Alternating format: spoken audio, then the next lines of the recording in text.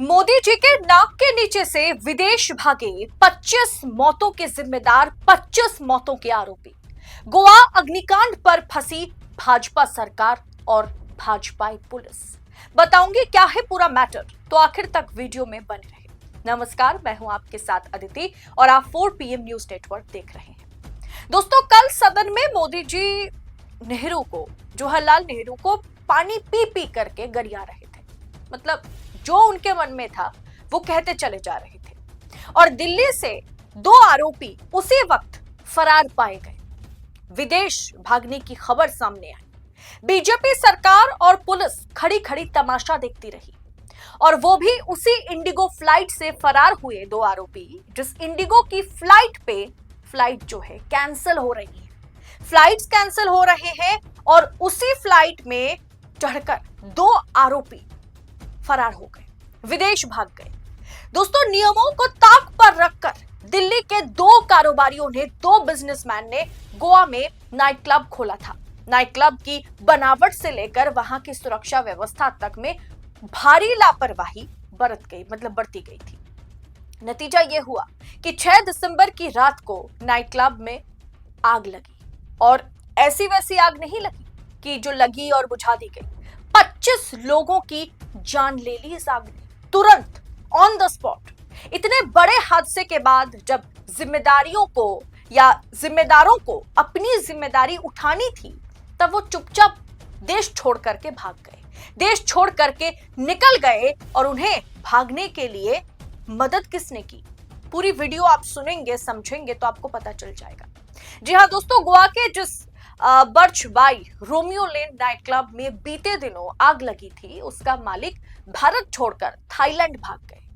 इस बात की जानकारी तब सामने आई जब सोमवार को पुलिस की टीम दिल्ली में क्लब के जो 2 ओनर्स हैं, उनके घर पर छापेमारी करने पहुंची थी। दोस्तों, 6 तारीख को यह हादसा होता है गोवा में। सबसे पहले तो संपर्क पुलिस किससे करेगी?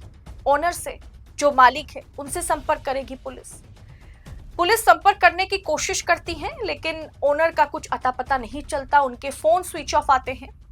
लुकआउट नोटिस तुरंत जारी कर देना चाहिए था। एयरपोर्ट को इन्फॉर्म करनी चाहिए थी कि इन लोगों को बोर्डिंग ना कराया जाए, लेकिन पुलिस ने बताया कि वो 7 दिसंबर की शाम को, 6 दिसंबर को यह हादसा होता है, 6 दिसंबर की रात से ही दोनों ओनर्स के फोन बंद पाए जा रहे थे। वो कहां है कुछ अता पता नहीं। और गोवा पुलिस 7 दिसंबर की शाम को दोनों के खिलाफ लुकआउट सर्कुलर जारी करती है। 8 तारीख को वो दोनों ओनर के घर पर पुलिस तलाशी करने दिल्ली पहुंचती है। कोई नहीं मिलता, जाहिर सी बात है। फिर मुंबई इमिग्रेशन को तलब किया जाता है, उनसे संपर्क किया जाता है। तो मुंबई इमिग्रेशन को जब संपर्क किया गया तो पता चला कि ये दोनों आरोपी 7 दिसंबर की सुबह 5:30 बजे इंडिगो की फ्लाइट 6E1073 से फुकेट, जी हाँ, फुकेट के लिए रवाना हो गए थे, जबकि हादसा पिछले रात करीब आधी रात को हुआ था। मतलब समझने वाली बात है, गोवा पुलिस कर क्या रही थी? ऐसे 2 आरोपी जब फरार हो जाते हैं, जो प्रमुख आरोपी हैं, दोनों के दोनों ओनर्स हैं, जिनके पास सारे डॉक्यूमेंट, सारे पेपर, सारे लाइसेंस है भी नहीं मीडिया रिपोर्ट के मुताबिक, तो सबसे पहले उनके खिलाफ सर्कुलर नोटिस जारी करना चाहिए था। लेकिन पुलिस कम से कम 24 घंटे बाद सर्कुलर जारी करती है। इससे यह साफ होता है कि दोनों ने जांच से बचने की कोशिश की और उनकी यह कोशिश कामयाब, पुलिस की लापरवाही और प्रशासन के चलते हुई भी, कामयाब हुई। उन्होंने जो कोशिश की वो पूरी तरीके से कामयाब साबित हुई। इसे कल संसद में राजस्थान से सांसद हनुमान बेनीवाल ने उठाया, लेकिन उन्होंने जब इस मुद्दे को उठाया तो सत्ता पक्ष के कान में जू तक नहीं रेंगी। सुनिए हनुमान बेनीवाल क्या बोल रहे हैं।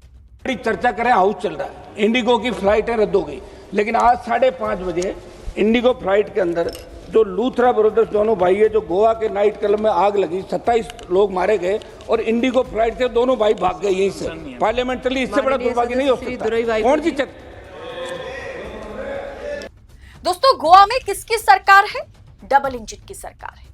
ऐसे में बिना प्रॉपर डॉक्यूमेंट्स, बिना परमिशन, बिना लाइसेंस के गोवा में पब कौन चला रहा था और कैसे चला रहा था, इस पर एक बड़ा सा प्रश्न चिन्ह लगता है।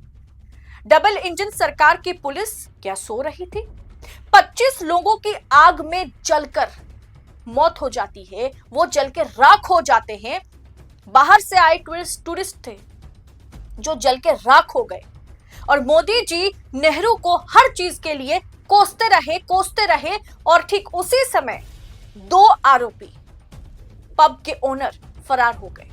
ऐसी लापरवाही और डबल इंजन सरकार के नाक के नीचे से अगर आरोपी विदेश भाग जाए तो जिम्मेदारी किसकी होगी और किससे सवाल पूछा जाएगा?